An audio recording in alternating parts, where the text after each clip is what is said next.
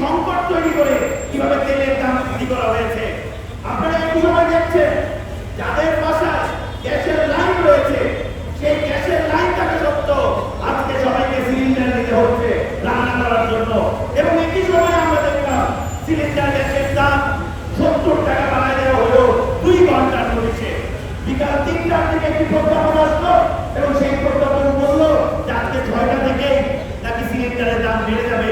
তাহলে আমি যদি প্রশ্ন করি এই সিলিন্ডার ব্যবসায়ীরা তাদেরকে সিলিন্ডারগুলো সেই সিলিন্ডারগুলো পূর্বের দামে কেনা, তাহলে 2 ঘন্টার নোটিশে যখন 70 টাকা বাড়িয়ে দিচ্ছেন এই লাভ আসলে কার পকেটে যাচ্ছে।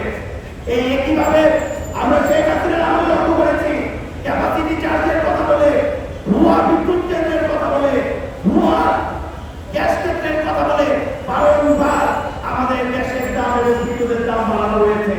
এবং আমরা লক্ষ্য করেছি এই দাম যখন বৃদ্ধি হয়েছে সেই সময়ও আপনার আজকে এই দামগুলো যখন বৃদ্ধি হয়েছে তখন কোন প্রকার জনগণের অংশগ্রহণ মেনে নেওয়া হয়নি। একটি গণশুনানি করার কথা, এসবের দাম বৃদ্ধি করার কথা শুনানি করে, যেটা আমরা লক্ষ্য করেছি নাম কাজ অর্থে শুনানি করে বারংবার গ্যাস, বিদ্যুৎ এবং জ্বালানির দাম বাড়ানো হয়। আমরা গতকালকে লক্ষ্য করলাম আমাদের সরকার, তারা একটি নির্বাচিত সরকার, তারা একটি বিজ্ঞপ্তি দিল যে ভুতুরে বিদ্যুতের বিল নিয়ে কথা বলা যাবে না। যদি ভুতুরে বিদ্যুতের বিল নিয়ে কথা বলে তার বিরুদ্ধে যথাযথ ব্যবস্থা নেওয়া হবে। আমরা লক্ষ্য করলাম আমরা সাফারে হবো, আমরা কষ্ট সহ্য করবো, কিন্তু তারপরেও আমাদের আমরা কিছু বলতে পারবো না, জনগণ কিছু বলতে পারবে না, জনগণকে মেনে নিতে হবে তাদের কথা।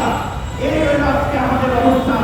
বন্ধুগণ, আমরা খুব সহজে বলতে চাই যতক্ষণ না গ্যাসের সার্ভিস দিতে পারবে সরকার, ঠিকঠাক মতো 24 ঘন্টা গ্যাসের সার্ভিস দিতে পারবে, ততক্ষণ পর্যন্ত এই গ্যাসের বিল নেওয়া যাবে না।